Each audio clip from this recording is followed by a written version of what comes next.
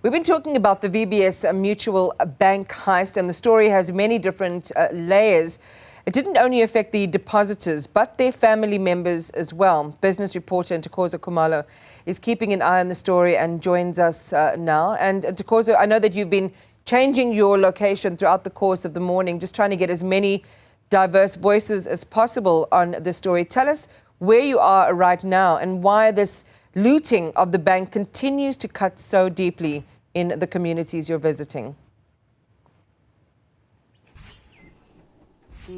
Well, Iman, this story has really been getting its own legs as community members here that we are, looking for those insights on how that VBS bank heist affected their families. So it is really a widespread issue. But where we are right now, we've moved about 20 minutes away from the Vembe district CBD in Thohoyandou, where a lot of those informal traders who saved their money with VBS lost all their life savings. So we've discussed, how that affected them. But where we are right now is a household made up of 12 family members, as we see here, daughter and father tending the garden. It is rather getting warm now. The sun is quite high, so just killing some time and de-stressing here in the garden. The daughter is in varsity, but here for some family commitments. But I am here now with Advocate Muthobi to just talk us through how he was affected by the VBS issue. Thank you so much for talking to us, Baba. Now, 10 children that you have, most of them you've managed to put through school. Talk us through then how the VBS issue has affected you now with the 4 that remain at home. Yeah, the VBS have affected us badly, more especially to my side, because I've done some investment thinking that I'll take my kids up, then they'll go for schooling and all this. Unfortunately, due to VBS issues, they couldn't. The other 2 boys are not at school.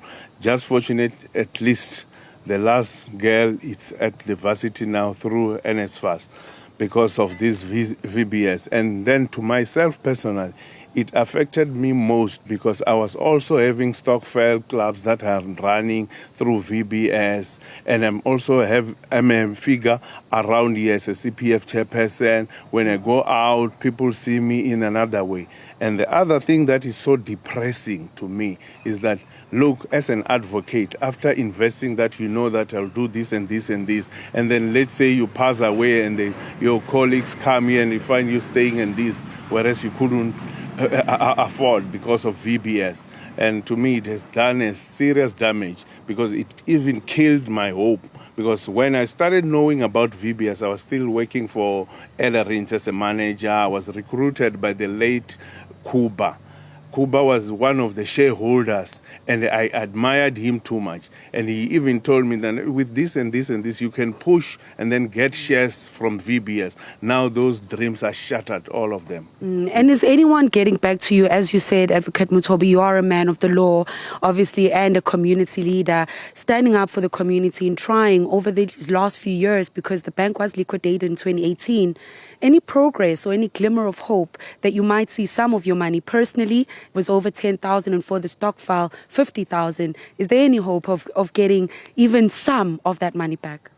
No, the only hope that I have is to get peace in my mind. With money, I don't think we'll get them. But if the government is so serious about it and follow it up, then it will be better. And then we get paid back. And the others who also lost their monies. And then all I need is justice to be done. If people are implicated, let them not talk about it and try to stop us not talking. Let them face the mighty law.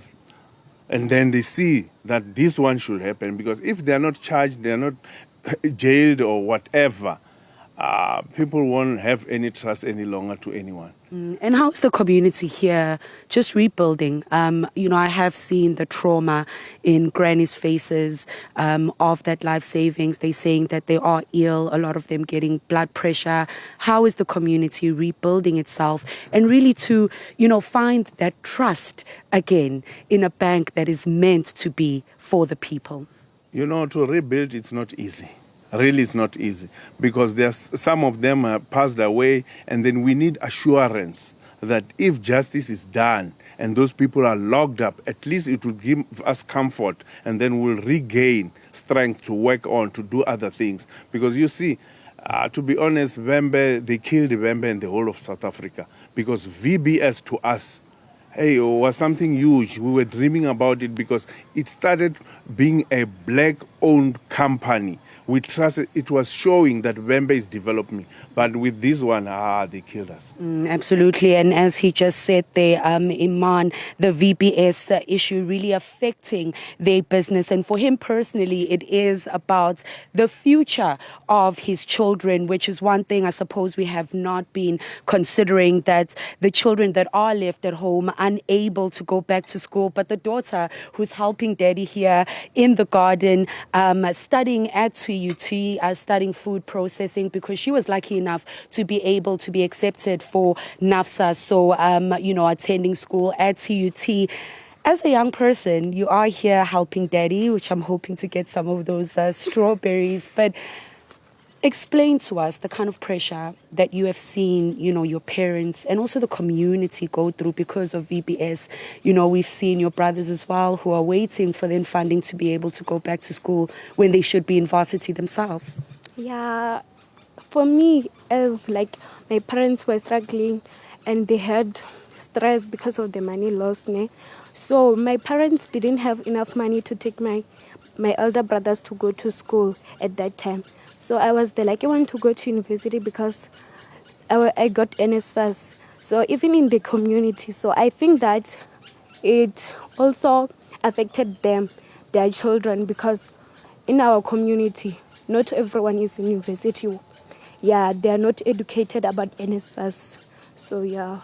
Thank you so much for that. And Iman, when we talk about youth unemployment in the country, it then just shows how much of an impact this had in communities such as the Vembe district.